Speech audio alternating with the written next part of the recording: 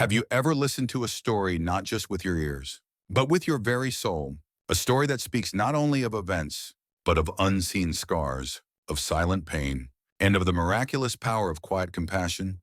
The Untamed West, with its sprawling prairies and majestic mountains, wasn't just a place of adventure and violence. It was also the cradle of hushed tales, where the fates of solitary souls intertwined, and from the ashes of loss, something enduring and beautiful blossomed. Today, let me tell you such a story of James Calder and Hattie Monroe, and how they found a home, a family, where they once believed all hope had withered away. The waning light of a Colorado afternoon, a muted gold bleeding into the distant amethyst of the mountains, cast long, spectral fingers of dust across the vast, arid expanse of the San Luis Valley. The wind, Timanikina, a constant, tireless companion, whispered through the brittle, sun-faded leaves of the cottonwoods lining the dusty roads, their rustling a lonely counterpoint to the creak of saddle leather. Beneath their ancient, Mewi sighing branches, a lone rider emerged from the shimmering heat haze. Approaching the ragged outskirts of Del Norte, he was James Calder, a man whose very silhouette spoke of a life weathered by war, grief, and the profound solitude of too many winters spent alone. His wide-brimmed hat, pulled low, obscured most of his face. Yet the deep-set lines around his eyes and the grim set of his jaw spoke volumes of a tempestuous past. His horse, a sturdy, dirt-colored mare named Bess, moved with an unhurried, almost weary gait, her hooves displacing tiny clouds of dry, parched earth. James wasn't in a rush. Haste had long since departed his life, along with so much else. After the brutal, soul-scorching years of fighting in the East, the screaming cannons, the smell of gunpowder and blood, the endless parade of dead young faces, and the devastation that awaited him upon his return. Each movement was deliberate, almost ritualistic, as if he were listening for echoes of a past that refused to fade. He could smell the faint dampness of the earth after a recent, fleeting shower, mingled with the faint, comforting scent of wood smoke from distant hearths. This familiar scent of the West no longer brought comfort, only a stark reminder of the void that had swallowed his life whole. He rode with a certain detachment, his mind a landscape as barren and silent as the valley around him. James hadn't intended to linger in Del Norte. The town was merely a necessary stop on his solitary circuit, where he could trade furs and salvage hardware for flour, salt, ammunition, and other meager necessities for his isolated existence back at his ranch. Perhaps he'd even swing by the post office. A flicker of hope he quickly extinguished. Knowing full well there would be no letters for James Calder, his world had shrunk, confined to the lonely boundaries of Calder Hollow, a place he had built with his own hands, brick by painful brick, and then watched crumble into a pile of ash in memory. As he neared the town center, an unexpected sight drew his attention, jarring him from his practiced solitude. A crowd had gathered, dense and curious, around a crude wooden platform erected hastily near the town square. It looked like an auction or a public decree, the kind of spectacle that drew onlookers like flies to honey. A low hum of murmurs, punctuated by occasional guffaws and eager whispers, drifted through the air, carrying on the wind. Instinctively, James reined in Bess, stopping at the edge of the assembly, his presence unnoticed in the throng. He disliked crowds, their collective energy grating on his frayed nerves, and he certainly wanted no part in other people's troubles. But then his gaze settled on the makeshift platform, standing remarkably upright despite the visible exhaustion etched upon her delicate frame, was a woman. Ifrap to Hattie Monroe, Methrin Ifrin. Her name, Arcestifer, a whisper of dry wind across his awareness, seemed to materialize in his mind as a local merchant. A corpulent man with slick-back hair, rotten teeth, and a grotesque, avaricious grin boomed out the cruel terms of her indenture. Her dress, once perhaps a vibrant color, was now faded and torn, dust clinging to it like a second skin. Her eyes, though weary and tinged with despair, held an undeniable, stubborn spark of defiance. James listened, an involuntary witness to the public humiliation. He heard snippets of her plight, a massive debt she hadn't made, a fraudulent ledger, the deceitful promises of a crooked hotelier in distant Denver. This woman, clearly a victim of unscrupulous malice, was now trapped, legally bound, in Del Norte, a place she barely knew. The crowd laughed. Some men leered and offered crude jokes. The raw injustice of it hung heavy in the dust-filled air, a stench as foul as any battlefield. It was a familiar scent to James, the casual cruelty of those who preyed on the vulnerable. He didn't know why he did it. A deep, long-buried instinct, a forgotten spark of righteous anger, stirred within him, something he hadn't felt since before the war, before the crushing weight of his own profound losses had smothered his capacity for outrage. It wasn't simple pity, no, nor was it a desire for heroism. It was more akin to recognition, a profound, aching empathy for another solitary soul caught in the relentless, unforgiving grind of a cruel world. He understood what it felt like to be ensnared, to have everything precious ripped away, to be stripped bare and exposed. Perhaps, in that precise, harrowing moment, he saw a fragmented reflection of his own desolate self in Hattie's weary, yet unyielding gaze. He saw not a slave, but a survivor. James raised his right hand. A slow, deliberate movement, a hush, thick and sudden, fell over the assembled townspeople, their chatter dying down to a stunned silence. The merchant's grin faltered, his eyes narrowing as he peered at the silent, dust-covered rider. $20. James's voice rumbled, low and gravelly, carrying clearly through the sudden quiet of the late afternoon. It was a substantial sum for a man who lived as frugally as he did. A hard-earned $20, but he felt no hesitation, no regret. The words "one sermeshuwidiawan refreniam," once spoken, seemed to seal a fate neither of them had anticipated. Hattie turned, her eyes widening in disbelief as she met his steady, unreadable gaze. James's eyes were calm, devoid of any obvious emotion, yet she could sense an unusual, quiet force emanating from him. She couldn't decipher his intentions. Was it charity? A twisted form of possession? But she knew, with an unsettling certainty, that her life had just taken an unforeseen turn. The merchant, his greed overriding his surprise, quickly brought the papers forward, with $20 and a single signature scrawled on the humiliating indenture papers. Hattie Monroe became the responsibility of James Calder. The transaction was complete. The crowd, slowly recovering from its surprise, began to disperse. Hattie stood there, a strange mixture of numbness and a nascent hope in her heart, utterly alone, until James, silent as a shadow, dismounted and walked toward her. His silhouette, tall and lean against the dying sun, seemed to dwarf the small, vulnerable figure on the platform. James Calder had not always been a recluse. Years ago, before the war's dark shadow had fallen, he was a vibrant young man, his eyes bright with the promise of youth, a ready smile on his lips. He was the son of a cattleman, raised on the rugged beauty of the San Luis Valley, learning the rhythms of the land and the quiet wisdom of his father. He'd learned to ride before he could properly walk, to shoot true, and to understand the unspoken language of the wild. But then, the clarion call of duty had pulled young men like him away from their homes.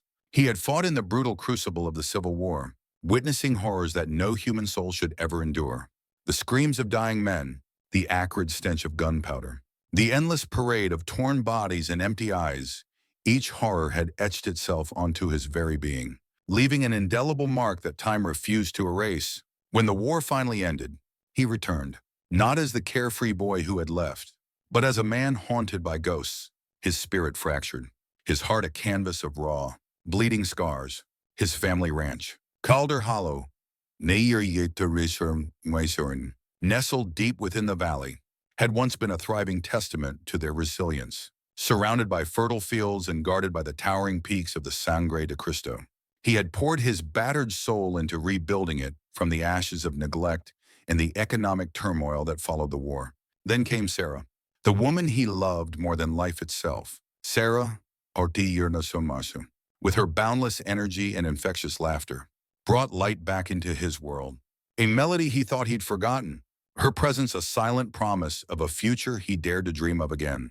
They built a home together, planting seeds of hope with every crop sown into the earth.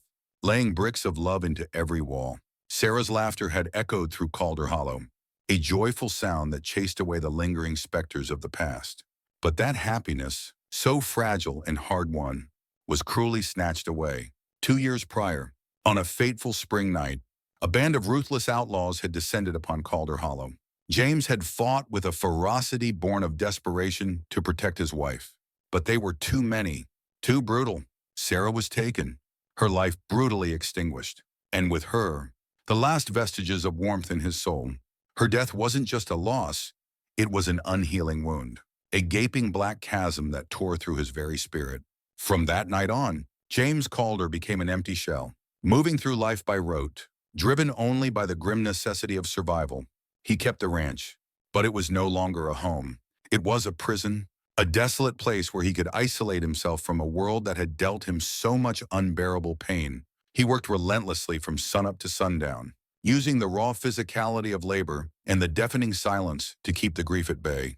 He no longer spoke to God, for he no longer believed in a higher power that would allow such senseless tragedies to unfold.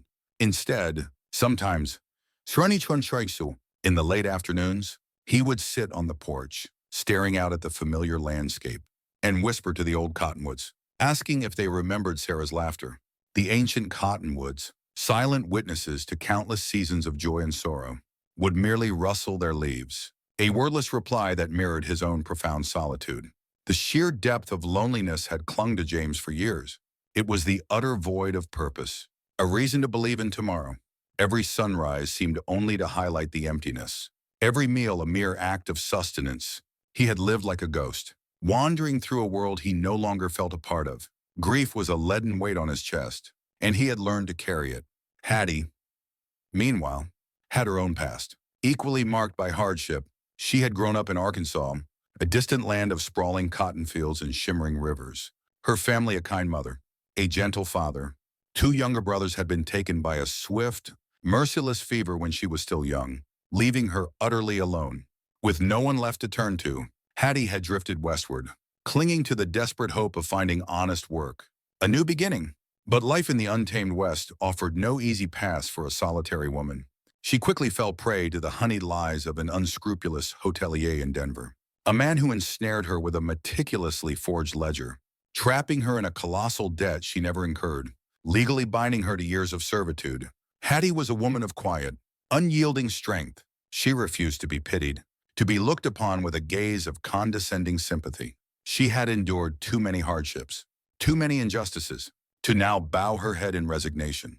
But in James's quiet, storm-gray eyes, eyes that seemed to hold their own silent pain, she saw no pity, nor did she detect any desire to own or control, a sentiment she had grown all too familiar with from other men. Instead, she saw a profound weariness, a simmering, deep-seated pain, and a man who seemed too exhausted to turn away again. He was strikingly different from the coarse, grasping men she had known, those who only knew how to take and dominate. James was a man who seemed to have forgotten how to ask for anything at all, even happiness, even basic human connection, and that, paradoxically, offered her a strange, fragile sense of safety. She had learned to distrust sweet promises and lustful gazes. But in James, she saw only a familiar emptiness, a wordless understanding of her own profound solitude. When Hattie Monroe first stepped onto the desolate ground of Calder Hollow, she harbored no grand expectations. The ranch house appeared before her like a stark, weather-beaten relic. Dust lay thick on every surface, a silent testament to years of neglect. Cobwebs, intricate and untouched, draped in every corner, and an oppressive silence hung heavy in the air. James offered no instructions. No welcome beyond a gruff, "Your room's in there," as he pointed to a small, empty chamber. Then he simply walked away, leaving Hattie alone with the profound quiet. In that moment, Hattie felt a strange, unsettling familiarity. She had been in broken places before, places where hope seemed to have died. Yet, there was something about Calder Hollow, about its utter desolation, that stirred a nascent desire for restoration within her. Perhaps, in the act of mending this house, she could begin to mend a part of herself. It was a tangible task, something she could pour her energy into. Without a word of complaint, she set about her task. First, She tackled the floors, sweeping away years of accumulated dust and grime. Each stroke of the broom, a quiet declaration of intent. Slowly, painstakingly, the dark, rich wood beneath began to reveal itself. Then, she scoured the cobweb-laden windows, allowing shafts of unfiltered daylight to pierce the long-neglected corners of the house. Outside, she discovered a small garden patch behind the house, now nothing more than a tangled mess of stubborn weeds and dry stalks. With her bare hands, she pulled the tenacious weeds, cleared the debris, and began to turn the soil, preparing it for new life. The fresh scent of overturned earth mingled with the faint, lingering fragrance of what might have once been thriving herbs. Soon, tiny, fragile shoots of basil, mint, and oregano began to emerge. She also painstakingly mended rusted farm tools, old hoes, shovels, and rakes, coaxing sharpness back into dull blades with her surprisingly skilled hands. The chickens, initially wary, clucked and scattered at her approach, but soon they clucked contentedly around her feet. Hattie even discovered an old, emaciated hound dog that had largely kept to itself since Sarah's death. She began to spend quiet moments with him, gently stroking his wiry fur, murmuring soft words, and named him Shadow. Gradually, Shadow began to follow her everywhere, becoming Hattie's loyal wanderer. Dear was Serena's silent companion. James observed her from a distance. He said nothing, offered no praise, no directives. His observations were keen, though he saw how the light, once banished, gradually crept back into the neglected corners of the house. He heard her soft voice as she spoke to the animals, as if they were old friends, her tone gentle and patient, a stark contrast to his own silence. He even heard her hum softly as she kneaded bread dough. Simple country tunes he vaguely remembered from before the war, from the carefree days when Sarah was still by his side. Those melodies, like a tiny stream trickling through the barren desert of his heart, offered a brief, fleeting glimpse of something he had long forgotten. Hattie's presence was neither loud nor ostentatious, but it brought an undeniable vitality to Calder Hollow. The house, which had been dead and silent for so long, now began to show subtle, undeniable signs of awakening. Warm when nursery would was, hearty meals appeared regularly on the table. Fires crackled cheerfully in the hearth, chasing away the chill, and a subtle sense of quiet comfort slowly began to take root. James gradually grew accustomed to her presence, to the soft sounds of her working, to the comforting aroma of freshly baked bread each morning. He wouldn't admit it, not even to himself, but he was profoundly grateful. One evening, as the sun dipped below the jagged western peaks, a sudden, fierce snow squall swept through the valley. Thick, driving snow began to fall, blanketing the landscape, and the wind howled through the cracks in the old house. James was inside, tending the fire, when a prickle of unease ran down his spine. He realized Hattie hadn't come in, a familiar knot of fear, a sensation he hadn't experienced with such intensity since Sarah's death, tightened in his chest. He quickly pulled on his heavy coat, grabbed a lantern, and ventured out into the biting, swirling cold. He found her outside the barn, crumpled in the deep snow, shivering violently from cold and sheer exhaustion. She had been diligently making sure all the animals were safe and secure. Tucked away from the sudden blizzard, the sight of her, small and vulnerable amidst the harsh, unforgiving storm, plucked at a forgotten chord within his heart. Without a word, he scooped her up. Her body felt impossibly light in his arms, and he could feel the chilling cold of her skin. He carried her inside, laying her gently by the hearth, carefully covering her with the old, patched quilt that Sarah had made so long ago. The warmth of the fire slowly coaxed the shivers from her body. That night, Hattie wept softly into the quilt, her tears not just from cold or fatigue, but from the quiet, profound release of long-suppressed pain and the surprising kindness she had received. Her sobs were barely audible, tiny, muffled sounds, but in the profound silence of the winter night, they resonated clearly in James's ears. He said nothing. He simply sat there, watching the flames dance, meticulously tending the fire, ensuring it always blazed warm and bright. He didn't sleep a wink all night, as if fearing that if he closed his eyes, she would vanish. That night, an invisible thread, fragile yet resilient, was woven between these two solitary souls. Calder Hollow was no longer just a silent house. There was the sound of weeping, the crackle of fire, and a man who stayed awake, silently keeping watch. Hattie's pain had found a sanctuary, and in that moment, James also realized that his own heart, long turned to stone, was beginning to feel again, not a fiery romantic love, but a deeper connection, a wordless acknowledgement that neither of them had to endure alone anymore. As the harsh grip of winter gradually loosened, giving way to the tender greens and tentative warmth of spring, a new, insidious shadow began to creep across the San Luis Valley. This shadow had a name, Alger Croft. He was a new breed of land baron, a man whose polished boots and meticulously tailored suits spoke of wealth and power, but whose smile held the unmistakable poison of avarice. Croft wasn't just greedy, he was a shark, a predator with an insatiable ambition to devour every inch of land between the majestic Sangre de Cristo Mountains and the steadily advancing railroad. He wanted to consolidate power, to transform Del Norte and its surrounding territories into his own personal empire, and he would stop at nothing to achieve it. Croft's arrival in Del Norte was not subtle. He moved through the town with an air of arrogant confidence, his retinue of grim-faced, heavily armed men a constant, unsettling presence. They were his enforcers, his silent, brutal declaration of intent. He established himself in the best available building, quickly turning it into a temporary headquarters from which he orchestrated his calculated acquisitions. He bought properties, foreclosed on others with dubious claims, and intimidated smaller landowners into selling at ridiculously low prices. His methods were brutal, his tactics ruthless, leaving a trail of broken lives and lost livelihoods. Whispers of his dealings, of the legitimate and illegitimate means he employed, spread through the town like wildfire, igniting fear and resentment. For a time, James Calder remained largely oblivious to the growing threat, hidden away in the quiet solitude of Calder Hollow, engrossed in the meticulous work of rebuilding and tending to the land. He rarely ventured into town unless absolutely necessary.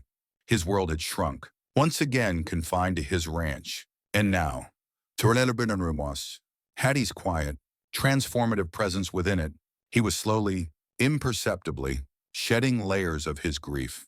A painful, arduous process that Hattie's steady, unassuming companionship had unwittingly catalyzed. The sounds of her quiet industry, the faint scent of her cooking, the sight of her tending the garden, these small details began to fill the vast emptiness within him. But Croft, with his network of informants and his sharp eye for valuable properties, soon learned of Calder Hollow. It was a prize, the last holdout, a stubborn bastion of independence in his carefully constructed web of acquisitions. The land was fertile, strategically located, commanding a vital passage, and held clear, abundant water rights, all indispensable assets for his railroad expansion plans. Croft began by sending out feelers, subtle inquiries that quickly escalated into direct challenges. One crisp spring morning, as James and Hattie were mending a long stretch of fence near the creek, a small contingent of Croft's men rode onto Calder property. They were led by a burly foreman, his eyes narrowed with ill intent, a sneer playing on his lips. They didn't speak directly to James, merely rode slowly along the property line, their presence a clear, unspoken message of intimidation.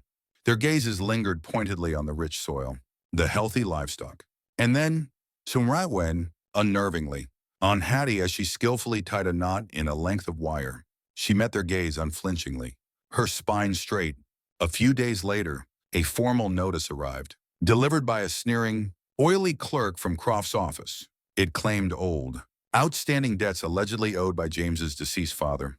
Debts that had been settled and forgotten decades ago, now magically resurrected and accruing exorbitant interest. It was a thinly veiled attempt at extortion, a classic tactic of land grabbers, twisting the law to suit their avarice. James's jaw tightened. He knew it was a fabrication, a blatant lie, but Croft had the power and the influence, the money and the corrupt connections to make such lies seem real and legally binding. In a small, isolated town where justice often bent to the will of the powerful, Croft himself then made an appearance in Del Norte. No longer content to send his minions, he sought out James at the general store, cornering him between barrels of flour and sacks of feed. Croft's voice was deceptively smooth, his smile an unsettling contrast to his cold, calculating eyes. He made veiled comments about Hattie's status, suggesting that her indenture, her legal vulnerability, might be used as leverage against James. A subtle, chilling threat hinting at the dark underbelly of the law. He spoke of partnerships, promising untold prosperity if James would only sell his land and join Croft's burgeoning empire. But James, seeing the predatory gleam in Croft's eyes, the inherent malice beneath the polished facade, refused him outright. "My land isn't for sale, Croft," James stated, his voice low but firm, a quiet conviction that left no room for argument. His eyes, usually devoid of emotion, held a flicker of something unyielding. Croft's smile didn't falter, but his eyes hardened, the ice in them growing colder. "Delays are dangerous, Mr. Calder. Nurse wander," he purred, his words laced with a chilling undertone, especially for those who choose to stand alone against progress. He then turned his gaze pointedly to Hattie, who was stacking cans of beans nearby, and offered a dismissive sniff, as if to say, "This woman is nothing," and easily disposable. James felt a cold dread begin to coil in his gut, a familiar sensation from his war days. He had thought his fighting days were over, that he had earned his peace. But now, danger was closing in again, not from distant battlefields, but from the very land he called home. He understood too well the kind of power men like Croft wielded. He knew he couldn't face this alone. The subtle threats concerning Hattie, in particular, ignited a fierce, protective spark within him that he hadn't felt in years. He had brought her here, taken her under his care, and now she was unwittingly caught in his battle. He would not let her fall victim again, not after he had promised her a tenuous safety. A desperate, daring thought, born of necessity and a deep, buried instinct for survival, began to form in his mind. The threat of Alger Croft hung over Calder Hollow like a storm cloud, growing darker and more oppressive with each passing day. James felt the familiar, unwelcome knot of tension in his stomach. Croft's men were seen more frequently patrolling the dusty roads that led to the ranch, their presence a blatant, unsettling reminder of the danger lurking. A tightening noose. James knew Croft wouldn't stop at mere threats. His kind always escalated. The veiled comments about Hattie's status, her legal vulnerability, gnawed at him incessantly. Her indenture was a precarious loophole that a man like Croft could easily exploit to cause her harm, to drag her back into servitude, or worse, to force James's hand and make him surrender his land. He wouldn't allow that, not after everything she had quietly, unconsciously brought back to his desolate life. One sweltering afternoon, the air thick and still, James rode into Del Norte. He moved with a grim, unshakable determination, his mind set on a course he had never imagined. A path both pragmatic and profoundly personal. He bypassed the general store, ignoring curious, knowing glances from townsfolk who had heard whispers about Croft's aggressive interest in his land. His destination was the Justice of the Peace's office, a small, unassuming building tucked away behind the livery. Judge Barlow, a wizened old man with spectacles perched precariously on the end of his nose, looked up as James entered, his eyes twinkling with a long-practiced shrewdness. He was known for his honesty, his unwavering adherence to the law, and his quiet sense of justice, a rare commodity in these parts. James cutting straight to the point, laid out his request, his voice flat. He wanted to marry Hattie Monroe. Barlow blinked, surprised, then pushed his spectacles higher on his nose. "Marry her. James, I thought she was your charge, your indentured servant." He paused, a flicker of understanding passing through his eyes, an unspoken acknowledgement of the valley's mounting tensions and the shadow of Croft. He knew about Croft. He knew about the indentures. He knew the desperate times they lived in, and the desperate measures people sometimes had to take. "She is," James replied, his voice gruff, his gaze steady and unwavering. "But I want to make it official once or legal. There was another one to secure her standing." There was no emotion in his voice, no hint of tenderness or romance. It was a practical decision, born of grim necessity and a resolute will to protect. It was a shield, forged in the fires of circumstance, a legal bulwark to protect Hattie from Croft's malicious machinations. And perhaps a tiny, deeply buried part of him also understood that it was a way to cement her presence, to make sure she wouldn't simply disappear like everything else he had ever cared for. Judge Barlow, understanding the unspoken stakes, nodded slowly, his gaze softening. Very well. James wanted me to connect section. It's, unusual, but perfectly legal. I'll draw up the papers. He picked up his pen, dipped it in ink, and began to scratch out the document. The next morning, back at Calder Hollow, under the pale light of dawn, James presented the signed document to Hattie. It was a simple piece of paper, crisp and new, bearing the official seal of the Justice of the Peace, declaring Hattie Monroe as his lawful wife. There was no ceremony, no romantic declarations, no tender kiss to seal the bond, just the stark reality of the ink on the parchment, the weighty decision of his resolve, and a line drawn in the dust against a shared, powerful enemy. He watched her face as she read it, his own expression carefully blank, searching for any sign of protest. Hattie read the words, her expression unreadable, a complex mix of surprise and a dawning understanding. She looked up at James, her eyes searching his, seeking to unravel the layers of his quiet intensity. She saw the same quiet determination, the same weary resolve that had drawn her to him on that dusty platform. She understood too well what power men like Croft wielded, the insidious way they could twist the law and exploit the vulnerable for their own gain. She knew this was not a proposal of love, not in the traditional sense, but an act of protection, a desperate measure to secure her safety and, perhaps, his own. And in that moment, she accepted it without question. She didn't protest, didn't ask for explanations. She knew, with a certainty that resonated deep within her, that this was the safest place she could be. Standing by his side, a pragmatic woman in a harsh world, Hattie simply nodded. Fee, thank you. James, she said, her voice soft but firm, a quiet acknowledgement of the gravity of the situation and of his selfless, if unconventional, there was a moment of silence, longer than usual. When these two damaged souls quietly accepted a shared fate, it was a choice of survival, of protection, and above all, a fragile seed of hope sown in a forgotten land. Later that morning, as the sun climbed higher, Hattie found a small, intricately carved wooden box on the kitchen table. It was old, dark, and polished smooth by countless touches, and seemed to hum with whispers of the past. Her heart gave a small, unbidden alert. Inside, nestled on a bed of faded velvet, was a silver band set with a striking turquoise stone. Its blue a vibrant splash against the muted metal. It was beautiful, simple, and utterly unexpected. James, who had just entered the kitchen, saw her looking at it. His face was uncharacteristically flushed, and he quickly turned to fiddle with the coffee pot, his gaze carefully avoiding hers. Belonged to my mother, he mumbled, his voice gruff, as if the words were pulled from him unwillingly, a concession to an emotion he was unaccustomed to expressing. Figure it deserves to be worn again. He didn't wait for a response. Quickly pouring himself a cup of coffee and retreating to the porch, leaving Hattie with the ring, and a quiet, profound realization. It wasn't just a legal document, it was a connection, a small,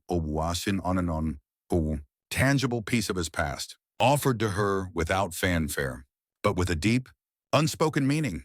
The ring was not about romance, not yet, but it was about belonging, a silent, weighty promise that she was now part of something. Part of him, part of Calder Hollow. The days following their quiet, unofficial marriage were steeped in an uneasy calm. Croft's men continued to patrol, their presence a constant, low thrum of menace, but no direct action was taken, merely a psychological siege. James and Hattie settled into a new rhythm, their bond solidified by the shared knowledge of their precarious situation. Their conversations remained largely practical, focused on ranch work and preparations for the coming harvest. Yet there was an unspoken understanding between them, a quiet strength that transcended mere words. Hattie now wore James's mother's ring, the simple silver band with its striking turquoise stone, a subtle declaration of their new, fragile reality, feeling surprisingly comfortable and secure on her finger. Then, trouble came, as Croft had promised. With fire, one moonless night, the oppressive quiet of Calder Hollow was shattered by the frantic, terrified whinnies of horses and the horrifying, acrid scent of smoke. James, roused from a shallow sleep, was on his feet in an instant. The horse barn, a structure painstakingly built by his father and himself, was engulfed in a roaring inferno, its wooden beams silhouetted against the night sky like jagged, burning teeth. Croft's vengeance had arrived. Swift and brutal, James didn't hesitate. He raced towards the inferno, his heart a frantic drum against his ribs. He heard Hattie's quick footsteps behind him, and the shuffling gait of old Clovis, the Ute ranch hand who had been with the Calder family for decades, loyal and unwavering. Clovis, Surninontun, his face a mask of grim determination in the flickering light of the flames, was already grabbing buckets from the well. Get the animals out. James roared over the deafening crackle and roar of the blaze. The three of them fought the raging fire with a desperate, primal urgency. James and Clovis worked to free the terrified horses, leading them to safety away from the inferno. Hattie Hinnernowen, meanwhile, spotted something more vulnerable, something small and helpless, trapped in a collapsing stall, whimpering amidst the thick, choking smoke and searing heat, was the youngest calf. Without a moment's hesitation, Hattie plunged into the smoke-filled barn, ignoring James's frantic shouts to stay back. She found the small, trembling creature, its tiny legs tangled in fallen debris. With incredible strength born of sheer will, she untangled it and dragged the calf out into the relative safety of the cold night air. She carried it to a makeshift shelter, her arms aching, her face smeared with soot, the tiny calf nuzzling against her for comfort. They fought the flames through the agonizing, endless hours of the night. By the time dawn broke, the barn was a smoldering ruin, a black, charred scar on the otherwise pristine landscape. But the animals were safe, thanks to their combined relentless efforts. James, utterly exhausted, leaned against a scorched fence post, watching Hattie as she gently comforted the calf, her face streaked with dirt and soot, her eyes red-rimmed but fiercely resolute. In the flickering torchlight, as she risked her own life for a helpless animal, a profound shift occurred within him. She wasn't merely a guest, a charge, or a servant. She wasn't just his legal wife. She was the heartbeat of this place now. She had fought for it, bled for it, almost died for it. She belonged here. And in a way he hadn't fully articulated, even to himself, she belonged to him, not as property, but as a partner. A survivor, a kindred spirit whose quiet strength mirrored his own. The hollow in his chest, so long a cold, desolate void, felt a faint, unfamiliar warmth begin to spread. That night, amidst smoke and fire, James saw Hattie not only with his eyes, but with a part of his soul that had been frozen for too long. He saw not just a strong woman, but one capable of love and protection, one he had unconsciously longed for. It was an awakening, a spark in the darkness, letting him know that life could still exist, even flourish, from the ashes. The days that followed were grueling, a relentless test of their resilience and determination. They began the daunting task of rebuilding the barn from scratch. Clovis and Hattie worked side by side, their movements synchronized by necessity and a shared purpose. They salvaged what lumber they could from the ruins, their hands raw, their bodies aching. Hattie, with her surprising resourcefulness, found old wagon boards and meticulously planed and painted them, transforming them into new shutters for the main house, adding a touch of unexpected color. James found himself increasingly looking forward to the simple comforts she brought, the quiet domesticity that was slowly healing his long-shattered world, the smell of her cooking filling the house, a warmth that had been absent for years, the way she smoothed her apron with both hands when deep in thought, the soft hum of her voice as she worked, a quiet melody that soothed a part of his soul he thought was dead. Slowly, subtly, the formidable walls around his heart, built so carefully after Sarah's death, began to crack, letting in faint, tentative rays of light. He was beginning to see Hattie, not as a burden or a responsibility, but as a person, a woman of remarkable strength and quiet grace, whose presence was as essential as the very air he breathed. And for the first time in a very long time, he didn't feel so utterly, profoundly alone. The fire, a brutal and undeniable declaration of Croft's malice, galvanized James. It stripped away any lingering complacency he might have harbored about the true scale of Croft's ambition. He knew now, with chilling certainty, that Croft would not stop until Calder Hollow was his. And that meant Hattie was in constant, imminent danger. His resolve hardened, becoming as unyielding as the mountains that framed the valley. He wouldn't just defend, he would actively fight back. James dedicated days to sifting through old family papers, dusty ledgers, and brittle deeds, stored in a heavy, iron-bound chest in the damp, cool cellar. The chest smelled of aged paper and forgotten memories. He was searching for proof, for anything that could definitively refute Croft's fabricated claims of debt.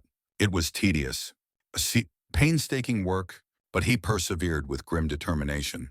He remembered his father, a meticulous man who documented everything, foreseeing the need for clear records. Finally, after hours of relentless effort, his fingers stained with dust and grime, he unearthed a set of crisp, carefully preserved receipts, signed and dated, clearly indicating the full repayment of the very debts Croft was now alleging. There were also old letters, yellowed with age, detailing various land sales and transactions, all of which confirmed the Calder family's clear, undisputed title to the land. It was irrefutable evidence, a solid foundation on which to build his counter-argument. With the damning papers in hand, James knew he couldn't face Croft's machinations alone.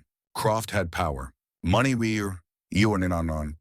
and influence. James needed a witness, someone who understood the history of the land and the Calder family beyond what was written on paper. He turned to Clovis. Clovis, the old Ute Ranch hand, had worked for James's father even before James was born. He was a silent, watchful presence. His knowledge of the land and its history deeper than any document. He embodied the living memory of the valley. Clovis listened patiently as James explained Croft's threats and the fraudulent papers, his deep-set eyes following James's every word. His dark eyes held a rare flash of anger as James detailed the injustice. He remembered the old ways, the sacred trust of the land, the sanctity of agreements, and the predatory tactics of men like Croft. I remember your father, James. You are certain Enterbinos term. Clovis said, his voice a low rumble. He was a good man. He paid his dues. I saw it with my own eyes. I will speak for him, for this land. Together, James, Hattie, and Clovis rode into Del Norte. The town was abuzz with whispers about the fire at Calder Hollow, a brazen act of violence that had shocked even the most hardened residents. Most townsfolk were wary of Croft, intimidated by his power. But the blatant act of arson had sparked a quiet, simmering outrage. Taking the matter to the county magistrate was a bold, unprecedented move, a direct, public challenge to Croft's perceived untouchable authority. The magistrate rated it forward decision. A stern but fundamentally fair man named Judge Thompson listened intently as James presented his meticulously gathered paperwork with quiet dignity. Clovis, standing tall and proud despite his age, gave his testimony, his words slow and measured, delivered with an unwavering conviction that carried the weight of decades of observation and truth. He spoke of the land, of the Calder family's honest dealings, and of the deep respect they had always shown to the valley and its people. Hattie sat quietly beside James, her presence a silent, powerful testament to the innocent lives caught in Croft's ruthless game, her hand resting subtly on James's arm. A small gesture of support. Croft, of course, arrived, furious and arrogant. Having expected a swift dismissal of James's absurd claims, he burst into the small courtroom, his face contorted with rage, his polished facade cracking under the pressure of public scrutiny and unexpected resistance. He blustered. He threatened. He accused James of slander and Clovis of perjury. But the evidence was irrefutable, laid bare for all to see, and Clovis's testimony, delivered with quiet, unshakable dignity, held sway with the magistrate and the curious onlookers. Judge Thompson, after meticulously reviewing the documents and hearing the arguments, struck down Croft's claims. It was a victory, small but profoundly significant, a momentary triumph of justice over unbridled greed, a crack in Croft's seemingly impenetrable armor. Croft, red-faced and seething, stalked out of the courtroom, his parting words a chilling promise of retribution. This isn't over. Calder, der was her indiction. You'll regret this. Mark my words. His defeat only deepened his resolve for revenge. But something had irrevocably shifted in Del Norte. The town had begun to murmur not just about the fire and the forged papers, but about James's quiet resolve, his courage to stand up, and, most importantly, about the Calder woman's grit. Hattie's act of bravery in saving the calf, her tireless work in rebuilding the ranch, her quiet dignity in the face of injustice. All these things had not gone unnoticed. She had woven herself into the fabric of the community.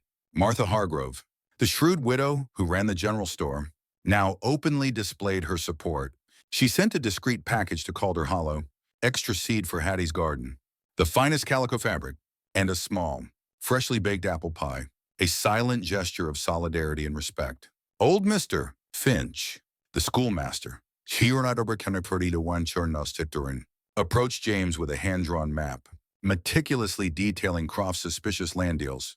It was a silent network of resistance, a community slowly, cautiously, rising to support those who dared to stand against tyranny. The tide, ever so slightly, was turning. Justice had won, though it was just one battle, not the entire war. But this victory awakened a community spirit that Croft had tried to extinguish. James and Hattie were no longer alone. They had allies. Croft's dismissed claims only fueled his fury, transforming his avarice into a bitter personal vendetta. The legal defeat, though a public setback, was merely a temporary irritation. He was accustomed to getting his way, and James Calder had become a profound personal affront. The veiled threats escalated, no longer whispers in the shadows but open declarations of intent, shouted from horseback as his men rode menacingly close to the Calder property. They poisoned the small creek that ran through the western edge of Calder Hollow. Though Hattie's quick thinking and Clovis's indigenous knowledge of herbs managed to save most of the livestock, they cut fence lines, stampeded small herds of their own scrub cattle from neighboring ranches towards Calder Hollow's flourishing fields, hoping to cause damage. James and Hattie lived under a perpetual cloud of tension, a constant low thrum of anxiety. Every creak of the old house at night, every rustle in the cottonwoods, every distant dog bark, sent a jolt of adrenaline through them. They worked in shifts, one always keeping watch while the other slept, their rest fitful and uneasy. Clovis, steadfast as ever, became an invaluable sentinel, his keen senses honed by years in the wilderness. He taught James and Hattie subtle Ute tracking techniques, how to read the faint signs of an intruder, how to move silently through the night, how to use the land itself as a shield. Despite the constant threat, their bond deepened profoundly. Adversity forged an unbreakable link, a quiet understanding that transcended mere words. They learned to communicate without words, a shared glance, a subtle shift in posture, enough to convey a warning. James found himself relying on Hattie in ways he never imagined, ways that slowly chipped away at the impenetrable walls he had built around himself. Her unwavering calm in the face of danger, her practical ingenuity, her quiet courage, these qualities were a steady anchor in the storm. He watched, almost in awe, the way she handled his old hunting rifle with surprising proficiency, a skill she had never mentioned, and felt a quiet surge of respect. Hattie, in turn, saw the profound transformation in James. The shell he had encased himself in was slowly, painfully crumbling. He was still a man of few words, but his actions spoke volumes, revealing a man capable of fierce loyalty and a profound sense of protection.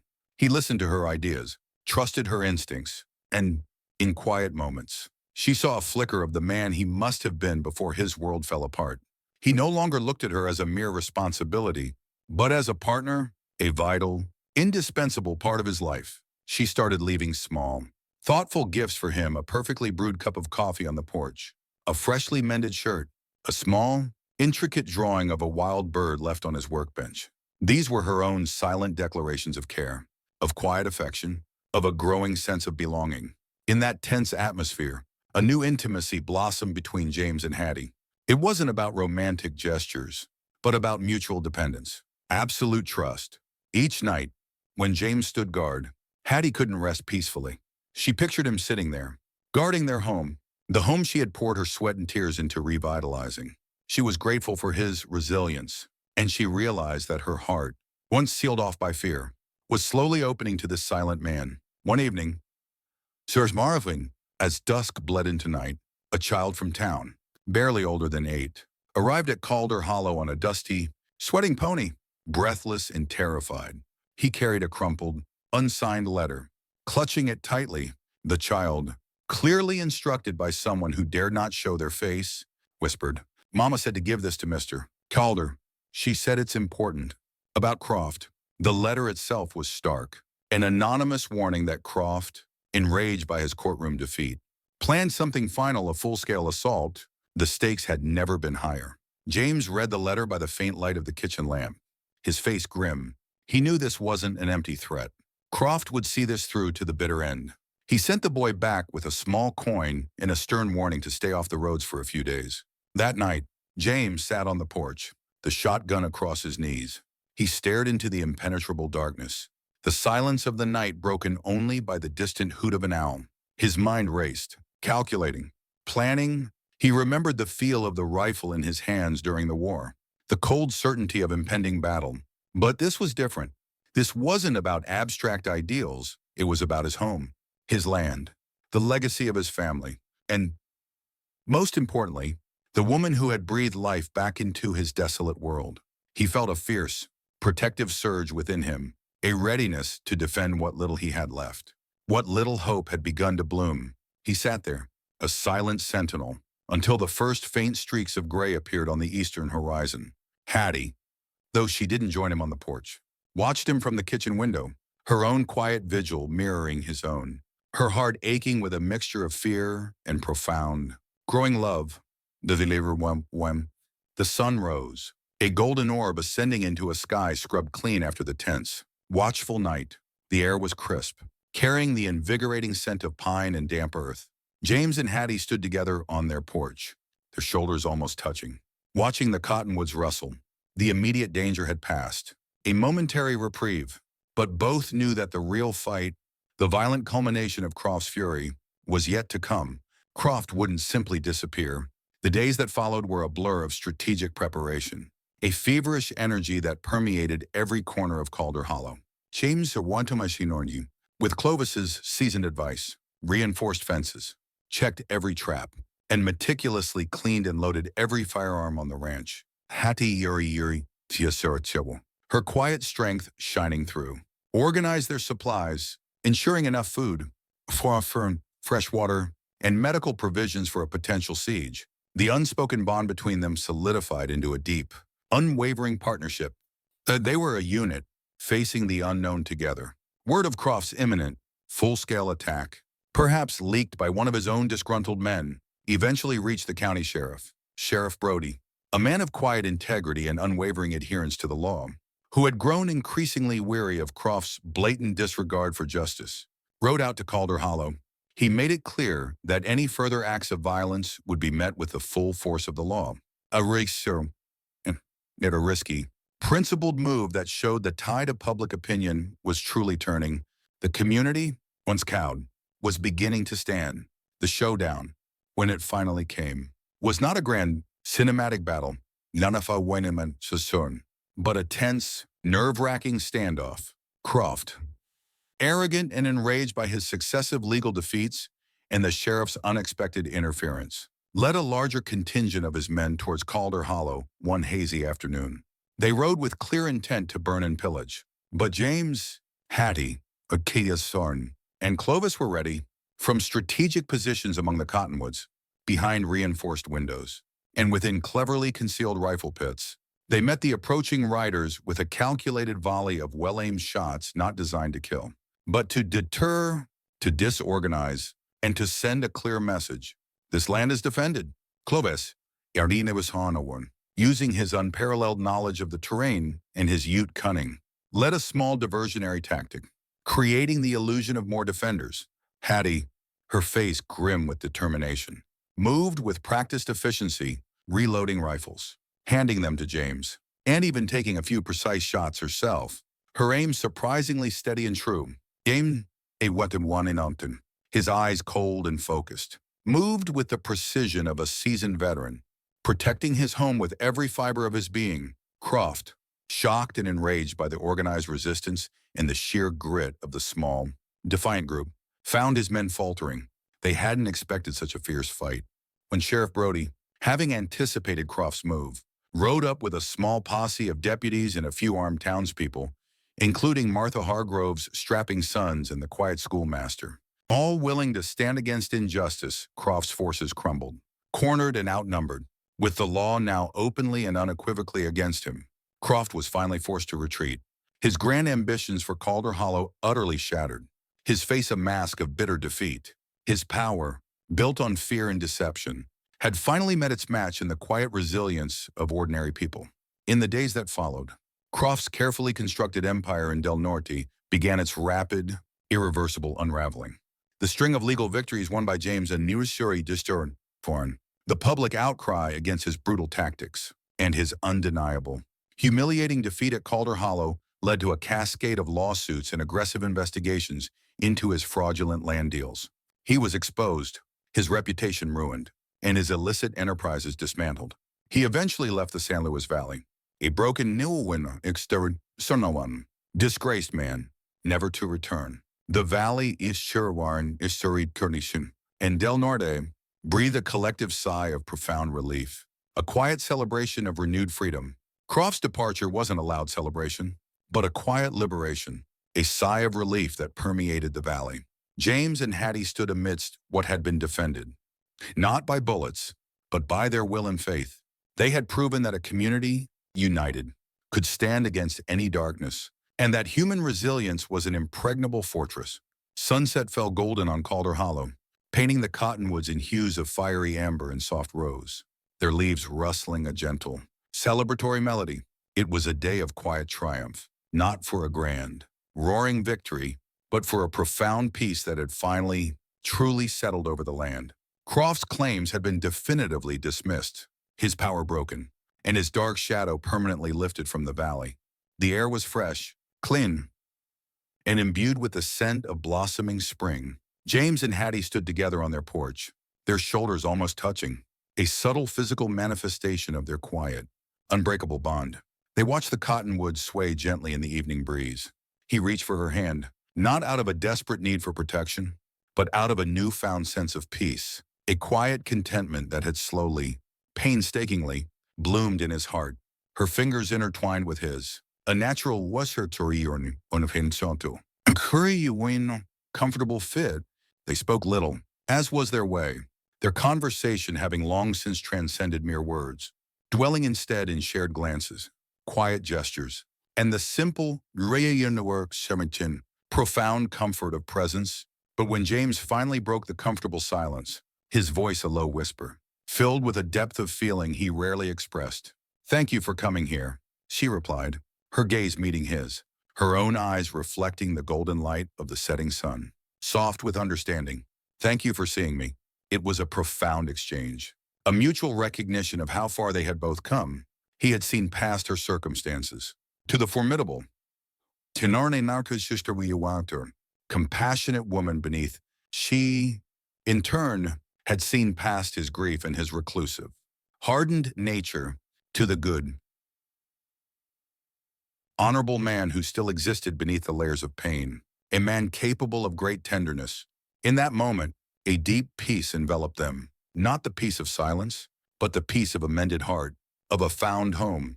Their love wasn't about flowery vows, but resilience built from ruins, trust forged through trials. They had found each other amidst the storm, and from the broken pieces of their lives, they had created something more enduring than mountains. They never threw a grand wedding. Their union had been forged in necessity, tested by fire, and consecrated by shared burdens and quiet courage. But one quiet morning, several weeks later, a circuit preacher, a kind-faced man with wise eyes, happened to be passing through the valley and stopped by Calder Hollow. James, Isolas Hurimerns, his usual gruffness softened by a quiet joy, asked him to perform a blessing, a simple ceremony under the vast, open sky. Clovisu, 30 Wesimeter, his face lined with age but his eyes bright with approval, stood as their sole witness beneath the venerable cottonwoods, their ancient branches swaying gently as if in approval, their rustling leaves a soft, natural benediction. There, in the simple profound beauty of their home, James and Hattie exchanged quiet vows. They promised not grand passion, but unwavering companionship. Not a life free of hardship, but a life faced together, hand in hand. It was a reaffirmation of the unspoken promises they had already made to each other through their actions. The silver ring with the turquoise stone, once a silent shield against a cruel world, now became a vibrant symbol of their enduring bond, a precious legacy passed from one generation to the next. That spring, Hattie planted beans and squash in neat, hopeful rows in the garden, her fingers gently pressing tiny seeds into the warmed earth. The garden thrived, bursting with vibrant life, a lush, verdant counterpoint to the quiet, steadfast growth within the house. James rebuilt the barn with steadier, more purposeful hands than he'd known in years, its new timbers standing strong and proud against the clear blue sky. He even found himself whistling as he worked, a soft, tuneless melody, a sound that had been absent from Calder Hollow for far too long. The echoes of laughter, long forgotten were beginning to return, whispered on the wind through the cottonwood leaves. One evening, as the last golden light of day painted the distant peaks in hues of purple and rose, they walked together by the pond, its still surface reflecting the vast, silent sky. Hattie turned to him, her eyes soft, a gentle, radiant smile playing on her lips. James, she began, her voice a little shaky with a mixture of awe and joy. I'm expecting. His hands trembled, not with fear, but with a profound, overwhelming emotion, something tender and vast, a wave of astonishing hope that washed over him, sweeping away the last vestiges of his old despair. He felt the weight of the past, the crushing pain of loss, but also the astonishing lightness of a future unfolding. A child. The more they're in their child, a new life, a new beginning. He looked at Hattie, truly seeing her, seeing the life and warmth she had, against all odds, brought back into his world. He kissed her palm, a tender, solemn gesture, and for the first time in so long, felt the undeniable certainty of a tomorrow untouched by the specter of loss, a future brimming with the promise of new life. The ashes beneath the cottonwoods had indeed nurtured something enduring, something beautiful, something profoundly, irrevocably new. And that is the story of James and Hattie, two lost souls who found each other in a harsh world. And from the broken pieces of their lives, they built a future. This narrative is not just about the untamed West, but about the resilience of the human heart, about the ability to find light even in the darkest corners. It reminds us that sometimes new beginnings don't come from grand gestures, but from small mercies, shared burdens, and a quiet, unshakable faith in tomorrow.